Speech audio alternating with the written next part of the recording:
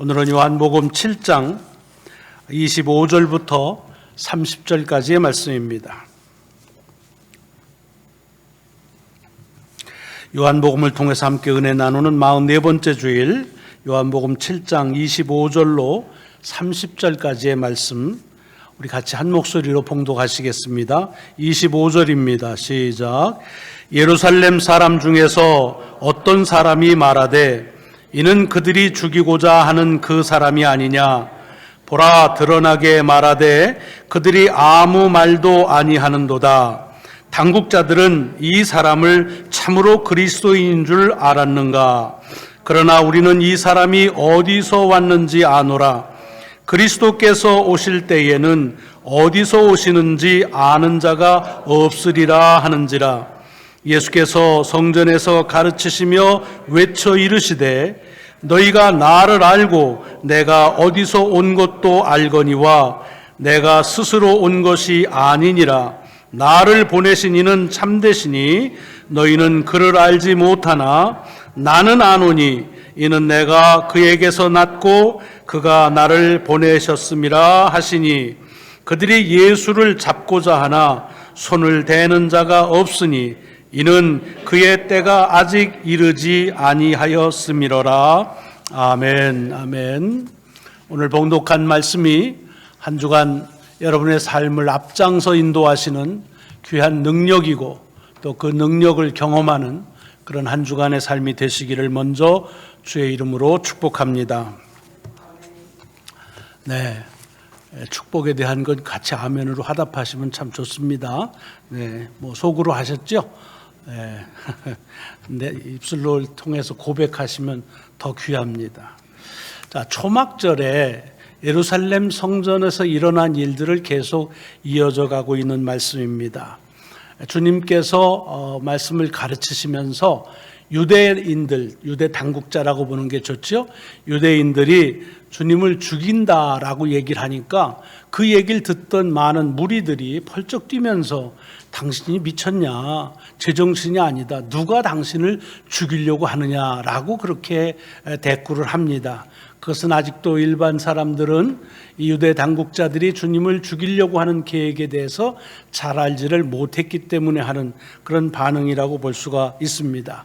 그래서 주님께서 말씀하십니다. 왜 그들이 당신을 죽이려고 하는지, 그것은 안식일을 어겼다고 하는 이유 때문이다. 안식일에 38년 된 병자를 고치는 것을 보고 그리고는 아무 일도 하지 않아야 되는데 그 일을 행했다 하는 것을 꼬투리로 해서 주님을 죽이려고 하는데, 그러면서 이제 도전하시는 거예요. 사실 보면 유대인 당국자들도 율법을 잘 아는 것 같지만 그러나 그들도 율법을 잘 안 지킨다라고 하는 이야기를 하십니다. 그러면서 그 예를 들어서 말씀하시는 것이 할례를 베푸는 전통에 대해서 얘기합니다. 유대인들은 사내 아이가 나면 난 지 8일 만에 할례를 베풉니다. 그 할례를 베푸는 이유는 하나님께서 당신의 택한 백성, 언약의 백성이라고 하는 것을 몸의 한 부분을 정결케 함으로 그렇게 이제 인침을 받는 표징으로 삼는 일이지요. 그런데 이 난지 8일 되는 때가 되는 날이 안식일이 되어도 그래도 안식일에도 할례는 베풀게 되어 있다는 얘기입니다. 이거를 이제 주님께서 꼬집 넣으시는 것이죠. 그러면 절대로 안 된다는 게 아니라 이렇게 8일째 되는 날이 안식일에도 할례는 베푸는데, 할례는 사실 모세 율법에 기록되어 있는 그런 율법사항은 아닙니다.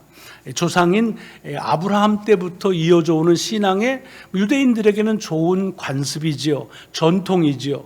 근데 그 전통을 지키기 위해서 안식일이라 할지라도 그것을 할례를 베풀었습니다. 그러면서 말씀하시는 거예요. 너희는 몸의 한 부분을 정결케 하는 것도 안식일에 행하면서, 그거는 가하다고 하면서 온 몸을 온전케 내가 했다고 하는 것 때문에 나를 죽이려고 하느냐? 그건 가당치 않는 일이다 라고 하는 말씀으로 꼬집는 거지요. 그러면서 하시는 말씀이 외모로 판단하지 말고 공의롭게 판단하라. 이건 생긴 거 가지고 판단하는 말이 아니라 어떤 보여지는 현상만 가지고 그것을 판단하지 말고 그 일을 하는, 일어나는 일들에 숨겨져 있는 또는 본래 시작한 그 의도를 가지고 하라. 그것을 공의라고 말합니다. 공의는 하나님의 의, 다시 말하면 하나님의 의도를 보라는 거지요. 그냥 돌아가는 눈에 보이는 것 가지고 판단하지 말고 그것을 왜 그렇게 하는지 하나님의 의도를 가지고 판단하라. 안식일을 누가 지키냐 안 지키느냐 하는 보여지는 것 가지고 판단하지 말고 왜 안식일을 지키라고 하셨는지에 대한 하나님의 의도를 보라, 그런 말이지요. 하나님의 온전하심을 이루려고 하는 그 안식일의 뜻을, 그것을 잘 보고 판단하라는 말이죠. 할례를 언제 행하느냐, 8일이 되는데 왜 안 하느냐, 그것 가지고 판단할 것이 아니라 왜 8일째일까?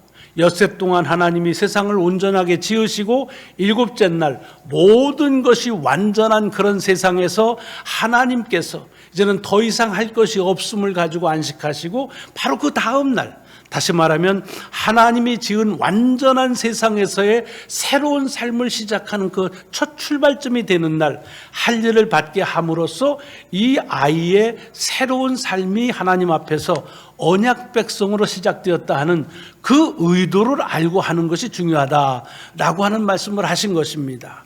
이게 우리들에게도 도전이 되는 건, 우리도 살아가면서 보면 뭐 지켜야 될 규범도 많고 또 우리 스스로 세우는 규범도 많지요. 사실은 모든 규범은 처음 시작할 땐 다 선한 뜻을 가지고 옳은 것으로 시작한 겁니다. 그런데 어떻게 하다 보니까 점점 지나가면 우리도 모르는 사이에 그 본래의 뜻은 잊어버리고 그냥 그걸 잘 지키느냐 안 지키느냐 하는 데만 골똘해서, 지키면 잘 지켰다, 또는 안 지키면 왜 안 지키냐 하는 것 가지고 문책을 하기도 하고 스스로 자책을 하기도 하고 하지요. 이럴 때 얘기하시는 거예요. 어떤 일들을 행할 때 그 일을 어떻게 하느냐는 보여지는 것만 가지고서 판단하지 말고 보이지 않으나 그 일을 처음 시작한 본래의 뜻, 하나님의 의도를 가지고 판단하라는 얘기입니다. 세상은 우리를 판단할 때 우리에게 보여지는 것, 우리가 가지고 있는 것, 우리의 어떤 스테이터스를 가지고 판단합니다. 그러다 보니까 우리 자신도 그렇게 우리가 보여지는 것 가지고 우리를 판단하기가 쉬운데, 우리 이 지난주에 주신 말씀을 가지고 우리에게 도전해 주시는 것은, 세상은 보여지는 것으로 판단하지만 그러나 하나님은 당신이 지으신 그 모습대로 보시길 원하시고 그 모습으로 우리를 판단하라고 말씀하신다는 겁니다. 하나님이 지으신 모습대로 우리 자신을 판단하고 다른 사람을 판단하고 또는 이 세상을 판별해라, 분별하라 하는 말씀으로 우리가 지난주에 귀한 은혜를 같이 나눴습니다. 자, 그런데 이렇게 말씀을 나누는 과정에 그것을 옆에서 얼마나 떨어졌는지 모르지만 이렇게 쳐다보고 있던 한 무리가 있습니다. 그것이 오늘 본문에 나오는 이야기인데, 그 사람들을 예루살렘 사람들 몇 사람이라 그렇게 되어 있습니다. 여기 예루살렘 사람들이라는 말은 그냥 문자 그대로 예루살렘에 살던 사람들입니다. 그러니까 요즘 우리가 듣기 쉬운 얘기하면 예루살렘이 당시에 이스라엘의 수도니까 서울 사람들이라고 얘기를 하면 맞다고 생각합니다. 왜 이게 조금 우리가 숙고해야 되냐면, 서울 사람들이다라고 하는 말은요, 서울에서 오래 사신 분들은 잘 모르시겠지만 사실은 그렇다고 굉장히 오래 사신 분이 많지는 않아요. 그냥 남보다 조금 일찍 서울에 왔을 뿐이지만, 어쨌든 이 수도라는, 서울이라는 곳은 어느 시대 어느 나라건 그 나라의 가장 중심을 이루고 핵심적인 가치가 모여있는 곳입니다. 그렇기 때문에 지방 시골에 살다가도 내가 한번 큰 뜻을 품어보겠다, 이뤄보겠다라고 하면 대개 서울로 가지요. 서울 분들은 잘 모르지만 우리처럼 시골 사람들은 알아요. 근데 그 시골수 서울 가는 사람들이 보통 사람들이 가는 게 아닙니다. 대단한 사람들이 가는 거예요. 어떤 꿈을 가진 사람들, 그 꿈을 이뤄보겠다는 사람들이 가는 거예요. 그래서 모여 사는 게 서울 사람들입니다. 그러니까 서울은요, 상당히 똑똑하기도 하고 경쟁이 심해요. 그러니까 여러 분야 속에서 열심히 살아야 생존해 나갈 수 있는 것이 서울 살림 아닙니까? 저도 처음에 이제 저희 아버님이 육군본부에 발령을 받으셔가지고 뭐 저는 어디로 가는지도 모르고 끌려왔는데 서울에 왔더라고요. 그래서 청파국민학교라고 하는 데를 이제 들어가는데 5학년 초입니다. 5월 달에 오자마자 중간고사 봤는데요. 시골서는 전부 한 번도 받아보지 못한, 우리 반에서 38째 38등을 했습니다. 굉장히 충격이라 지금도 기억을 하는 것 같아요. 서울 사람들 똑똑합니다. 아는 게 맞습니다. 경쟁력이 보통이 아닙니다. 그러니까 그때에도 이 예루살렘에 산다라고 하면 죽어도 이스라엘 전역에서는 내노라 하는 사람들이 사는 거예요. 무엇든지 뒤지기를 원치 않고 앞장서는 경쟁력 있는 사람들이 사는 겁니다. 그 반증이 뭐냐? 오늘 본문에 나옵니다. 주님께서 유대 당국자들이 당신을 죽인다고 그러니까 여러 다른 일반 무리들은 깜짝 놀라는 거예요. 아니 무슨 그런 소리 해괴망측하게 하냐? 그런 소리 하는 게 아니다. 누가 당신을 죽이려고 해요? 왜? 모르니까. 그런데 예루살렘 사람들 보세요. 오늘 본문에 보면 예수님을 딱 보면 저 사람 당국자들이 잡아서 죽인다고 한 사람 아니야? 라고 하는 거예요. 아는 거예요. 서울 사람들은 정보에 대해서 뭐 그게 부동산이건 뭐 이런 정보건 빠릅니다. 빨리 받은 거예요. 그래가지고서 판단하는 거예요. 아니 그런데 왜 안 잡아 죽이지? 라고 하면서 이 당국자들이 하는 일을 못마땅하게 여깁니다. 대개 어떤 그 당국에 대한 반란이 일어나도요, 시골서 안 일어나요. 서울에 사는 사람들이 뭐 정부에 대해서도 얘기하고 뭐 그러죠. 뭐 일견을 갖추고 있기 때문에. 그래서 얘기하는 거예요. 아니 저 잡아 죽이는 사람인데 왜 안 잡아 죽여? 가만히 보니까 당국자들도 저 사람을 진짜로 메시아로 아는 건 아니야? 라고 생각하는 거예요. 그러면서 뭐라고 그래요? 근데 그건 아니지. 왜? 메시아가 올 때는 어디서 오는지를 모른다고 되어 있는데 우리는 저 사람 어디서 왔는지 다 알잖아. 그러니까 그 말 속에 담겨져 있는 건 뭐예요? 시골에서 왔잖아. 저 북쪽 변방 갈릴리 그곳에서도 한참 들어가는 그 나사렛 아주 산골짜기에서 온 사람 아니야. 그러니까 이건 아니지 라는 얘기입니다. 서울 사람들만이 판단할 수 있는 그런 지식을 가지고 있는 것을 우리 속에서 이렇게 보게 하는 겁니다. 자, 이 말을 듣고 주님께서 말씀을 가르치시다가 큰 소리로 말씀하셨다 그랬습니다. 이 큰 소리가 뭐 화를 내신 건지 뭐 그런 건 모르지만 하여튼 뭐 좋은 의도는 아닌 것은 분명합니다. 오늘 보면 28절에 보면 이렇게 돼 있어요. 말씀을 너희가 나를 알고 내가 어디서 온 것도 알거니와 라고 합니다. 이걸 그냥 들으면 우리 번역은 주님께서 이제 이 예루살렘 사람들이 주님이 어디서 왔는지를 안다 라고 얘기하니까 당신들이 압니까? 라고 그것을 인정해 주는 것처럼 알면 오해입니다. 왜냐하면 이게 그 각본이나 시나리오가 아니라 어떤 투로 억양으로 한 건 알 수 없지만 흐름을 통해서는 알 수 있습니다. 사실은 지금 이거는 그들이 당신을 알고 있다는 걸 인정해 주기 위해서 하는 말이 아니라 조금 이렇게 어조가 비아냥거리는 그런 쪽의 말입니다. 말하자면 이런 느낌이죠. 그래? 너희가 내가 어디 있는지 누군지 알고 어디서 왔는지를 그렇게 잘 알아? 라고 하는 투로 얘기를 한 겁니다. 그래서 성경 중에서 여러 번역들 볼 때 많은 번역 중에는 이 사실을 너희들이 안다라고 번역하지 않고 아느냐라고 그렇게 질문 형식으로 의문형으로 번역한 그런 말씀도 있습니다. 너희는 정말 내가 누구인지 알고 내가 어디서 왔는지를 아느냐라고 물었다는 얘기입니다. 근데 그것도 궁금해서 물은 것이 아니지요. 뭐예요? 이게 제 의문형으로 했던 그냥 인정하는 것처럼 했지만 사실은 너희가 알고 있는 것은 그것은 너희들 생각뿐이지 너희는 내가 누군지를 모른다 하는 말씀을 지금 하고 계시는 겁니다. 본문을 쭉 읽어보면 뭐라고 되어 있느냐 하면 내가 스스로 온 것이 아니라 참되신 이가 보내서 왔는데 너희는 그를 알지 못하나 나는 아노니 이는 내가 그에게서 났고 그가 나를 보내셨음이라. 이걸 그냥 요즘의 편한 표현으로 의역을 하면 그런 거예요.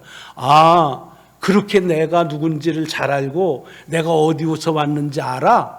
그러면 내가 왜 여기 왔는지도 알겠네. 그리고 내가 스스로 온 게 아니라 나를 보내신 분, 하나님이 나를 보냈기 때문에 왔다고 하는 것도 알겠네. 그런데 왜 몰라? 이렇게 체근하시는 말씀입니다. 잘 알지라고 얘기하는데 거기에 대해서 반문하시는 거예요. 정말 잘 알아? 내가 볼 땐 모르는 거야. 아니, 아예 모르는 게 아니라 잘못 알고 있는 것이다 라고 지적하는 말씀이 오늘 본문에 나오는 말씀입니다. 그랬더니 그들이 주님을 잡으려고 합니다. 여기 잡는다는 말은 그냥 손잡는다는 게 아니라 잡아서 죽이려고 했다는 말이죠. 당국자들도 메시아인 줄로 착각해가지고 저렇게 벌건 대낮에 막 얘기하는데도 그냥 얘기하게 놔두는데 이런 건 있을 수가 없다. 우리가 다 출신 알잖아. 시골 출신인데 거긴 메시아가 나올 수가 없는 데야. 근데 메시아 행세해? 그러면서 우리 보고 우리가 아는 것에 대해서 무시하는 발언을 해? 이게 그러고서 이제 붙잡아서 죽이려고 했다 하는 거예요. 그런데 오늘 본문은 어떻게 마무리됩니까? 그렇지만 실제로 그에게 손을 대는 사람은 한 사람도 없었다라고 되어 있습니다. 그리고 그 이유를 뭐라고 요한은 표현하냐면 이는 그의 때가 아직 이르지 아니하였음이니라. 여기서 그의 때라는 건 누구의 때예요? 하나님이 정한 때가 아직 이르지 않았다는 말입니다. 이 말은 무슨 뜻입니까? 사실은 잡아 죽이려고 하는 의도를 가졌지만 아무도 그에게 손대지 않는 건 때가 이르지 않은 걸 무슨 신비로운 것으로 생각할 것이 아니라 하나님이 정하신 때가 이르지 않아. 다시 얘기하자면 하나님이 허락하지 않으셨기에 그런 일은 일어나지 않았다 하는 얘기입니다. 오늘 본문 속에서 이렇게 이제 본문은 마무리가 되지만 이 속에 여러 가지 우리에게 주는 도전의 말씀들이 담겨져 있습니다. 그 가운데 하나를 꼽자고 한다면 이건 제 개인적인 것이긴 합니다만은 저는 여기 있는 예루살렘 사람들을 주목할 필요가 있다고 생각합니다. 아까도 얘기했지만 예루살렘 사람들, 이 서울 사람들, 그 당시에 있어서 누구보다도 모든 삶을 잘 안다고 하는 사람들, 그래서 누군가가 나타나서 내가 메시아다라고 얘기하는 것, 그것에 대해서 자기들이 아는 지식을 가지고서 판별할 수 있다고 생각하는 사람들, 더군다나 예수가 누구고 어디 출신이라는 걸 대충 다 알고 있다고 생각하는 사람들, 그래서 그는 메시아가 될 수 없다고 판단하고 결정하고 그래서 잡아 죽이려고 하는 사람들, 당국자까지도 그를 죽이지 않는 것을 못마땅히 여기고 그것은 그들의 오해다, 잘못 알고 있는 거다라고 스스로 생각하고 잘 아는 우리가 이 일들을 해야 된다고 생각하는 그 사람들에게 주목할 필요가 있다고 하는 얘기입니다. 왜냐? 오늘 본문 속에서 주님은 그들이 알고 있다고 하는 것은 그냥 자기들이 안다고 생각하는 것뿐이지 사실은 모르는 것이고 더 나아가서는 잘못 알고 있다고 하는 겁니다. 여러분, 오늘 본문에 보면은 이들이 메시아가 오면 메시아는 어디서 왔는지 모를 수밖에 없다라고 하는 얘기는 그냥 그들이 지어낸 얘기는 아닙니다. 성경 속에 보면 메시아가 언제 오는지에 대해서 알 수 없다는 얘기는 참 많이 나옵니다. 말라기 3장을 보시면 거기에 이런 말씀이 있어요. 너희가 구하는 주가 갑자기 그의 성전에 임하시리니 곧 너희가 사모하는 바 언약의 사자가 임하실 것이라. 좀 의역을 하자면 그런 거예요. 사람들이 기다리는 메시아가 언제 오느냐?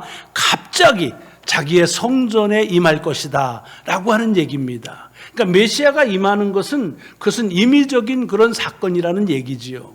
이런 언제 올지 모르는 것은 성경 속에 많이 나타나 있는 얘기입니다.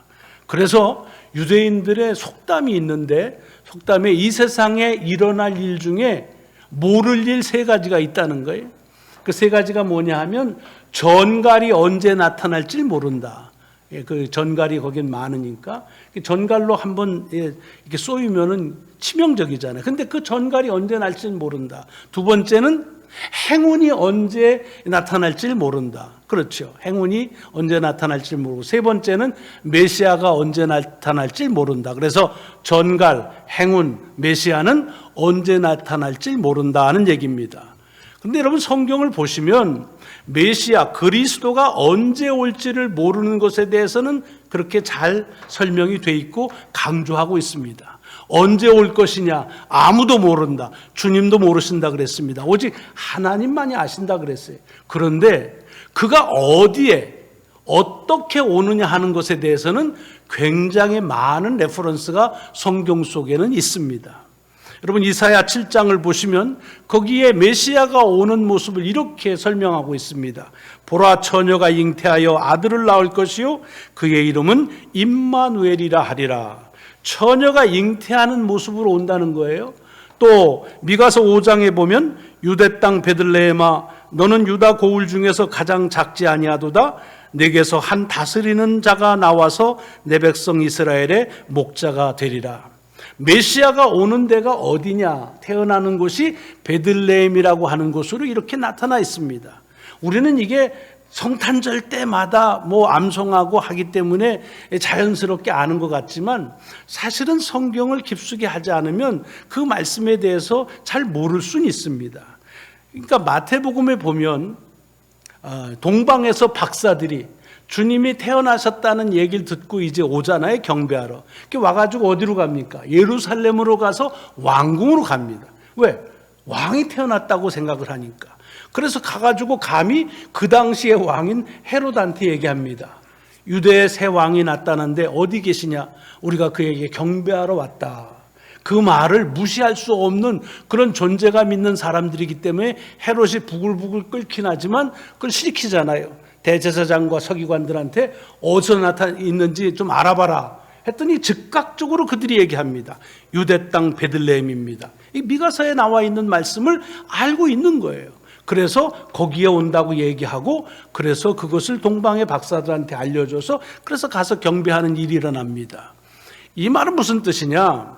여기 이 예루살렘 사람들, 서울 사람들이 아는 지식이 있긴 해요. 그래서 메시아가 언제 오느냐 하는 것을 알지 못하는 것으로 성경이 되어 있는데 그거를 어디서 어떻게 오는지를 전혀 모른다라고 하는 것으로 잘못 알고 있다는 얘기입니다.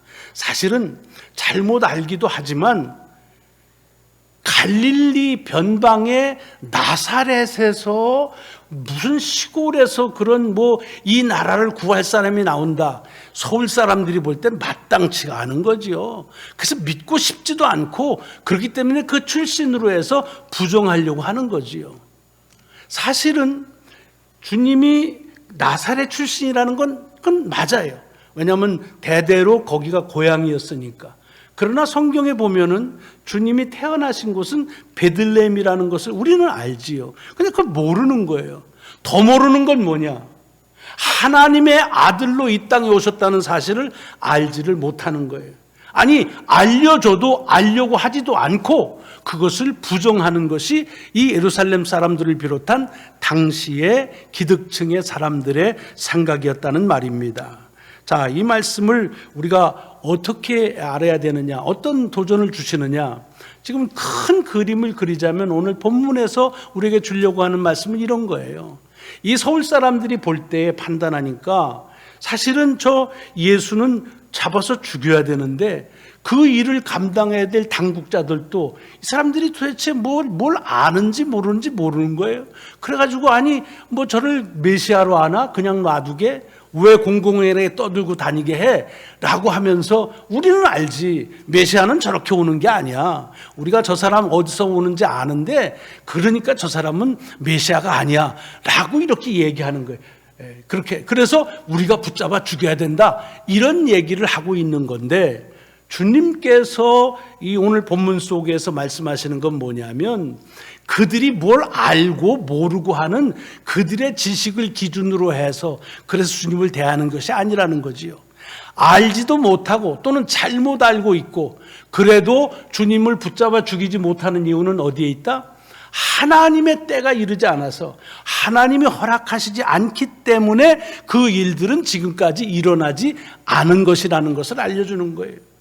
여러분, 이 말씀이 오늘 우리 속에 직접적으로 주는 도전의 말씀인 것을 우리가 알아야 될 것입니다. 왜냐? 우리도 웬만큼 상식을 가지고 또 뭐 서울에 살기도 하고 또 미국이 또 웬만합니까? 워싱턴에 살고. 여러분 미국 워싱턴에 살면요, 저 위스콘신에 있다가 일이 이사 온다니까 옆에 이웃들이 얼마나 부러워하는지 몰랐어요. 아이고 워싱턴을 가, 나 초등학교 중학교 2학년 때 수학여행 한번 가본 적이 없는데 거기를 살러 가냐, 뭐 이런 거예요. 그러니까 뭔가 우리는 뭐 좀 아는 것 같은 생각이 들어요. 뭐 제 얘기를 하는 거예요.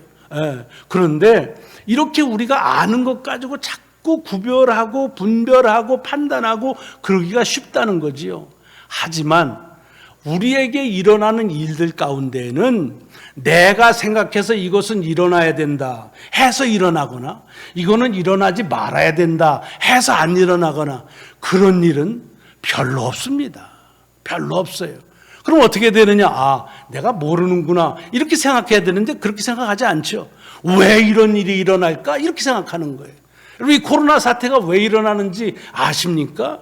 잘 몰라요. 몰라서 더 힘든 거예요. 그런데 뭐 조금 들으면 아는 것 같아가지고서 이리 해라 저리 해라 자꾸 판별하는 생각을 가져요. 그러나 사실은 우리 가운데 일어나는 일들도 신앙적으로 보면 이유는 하나예요. 하나님께서 정한 때가 되어서 일어나는 것이고, 안 일어나는 일은 하나님의 정한 때가 되지 않아서 안 일어나는 거예요. 하나님이 허락하시면 우리가 아무리 안 일어난다고 해도 일어나게 돼 있고, 그리고 하나님이 허락하지 아니하시면 우리가 아무리 기대를 가지고 있어도 일어나지 않는다는 거예요. 마치 여기 예루살렘 사람들이, 그 사람들이 옛날에 있던 사람이 아니라 지금도 우리가 알고 있는 얄팍한 지식이나 상식이나 이런 것을 가지고 세상은 이렇게 돼야 돼 저렇게 돼야 돼 라고 얘기하는 것, 이것에 대해서 주님이 말씀하시는 거예요. 그래? 그렇게 네가 세상을 잘 알아? 아니 그렇게 알아서 그렇게 살아? 라고 얘기하면서, 그런데 왜 그렇게 이 세상을 운행하시는 하나님에 대해서는 모르는 거야? 라고 반문하시는 거죠. 여러분, 그렇기 때문에 오늘 말씀 속에서 우리가 가져야 될 것은, 지금도 여전히 우리들이 어떤 일을 행할 때에 우리가 알고 있다고 생각하는, 사실은 진리가 아닌데도 진리처럼 생각하는 것 때문에 일어나는 갈등과 사건 사고들이 참 많습니다. 여러분, 지난주에 아틀란타에서 이렇게 그 마사지에 총기 사고가 나지 않았습니까? 8명의 생명이 잃어버렸지요.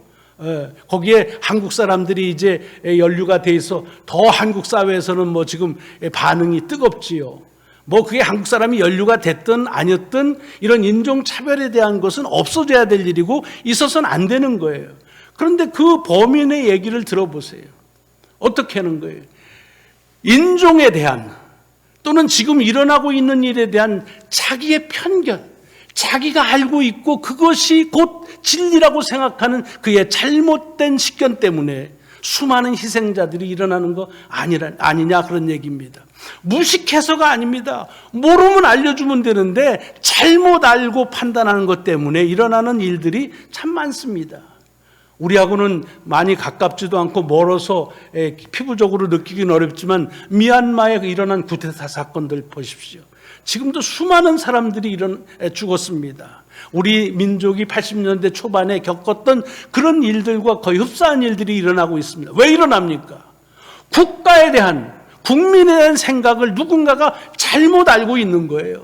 그래서 마치 자기가 하는 일이 국가와 국민에 대해서 잘한다고 생각하는, 바로 그런 일들 때문에 수많은 사람들이 희생을 지금도 당하고 있는 거 아니겠습니까? 여러분, 이것은 그냥 어떤 나라의 쿠데타나 또는 무슨 인종차별의 문제만이 아니라 소소하게 우리의 생활 속에서 우리가 결단하고 판단하고 분별하는 일이 우리의 지식에 근거해서 하면서 그 일로 인해서 오히려 하나님은 알지 못하는, 마치 하나님의 뜻은 그것은 내가 다 넘어설 수 있다고 생각하는 그런 신앙적인 교만함에서 올 때가 참 많습니다. 그러므로 오늘 본문 말씀 속에서 우리가 겸손하게 들어야 될 말씀입니다.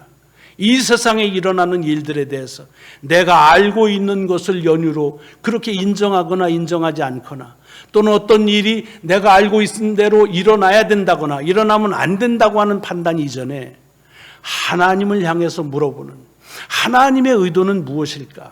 하나님의 때는 언제일까? 하나님께서 하시는 역사는 무엇일까 하는 데 대해서 좀 더 우리의 신앙의 또는 모든 삶의 규범을 주께로 맞춰야 된다고 하는 사실을 오늘 본문 속에서 우리에게 주신다고 믿습니다. 한 주간의 삶, 우리가 아는 바대로 판단하지 말고, 뭐 그것을 전혀 안 할 수는 없겠지만, 그러나 그 가운데서도 더 한 번 물어서 하나님의 때는, 하나님의 의도는 무엇인지를 물어보고, 그리고 우리에게 알게 하시는 그 역사를 경험하고, 또한 그대로 순종하며 살아가는 저와 여러분이 되기를 주의 이름으로 축원합니다. 기도하시겠습니다.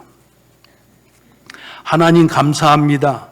오늘도 주의 전에 또 영상 앞에 저희들을 부르시어서 우리가 이 세상을 살면서 내가 아는 것을 자꾸 판단 기준으로 삼기가 쉬운데 하나님의 때가 있음을, 하나님의 의도대로 이 세상이 움직이고 있음을 다시 한번 기억하고 그것을 순종하고 믿도록 인도하여 주심을 감사합니다.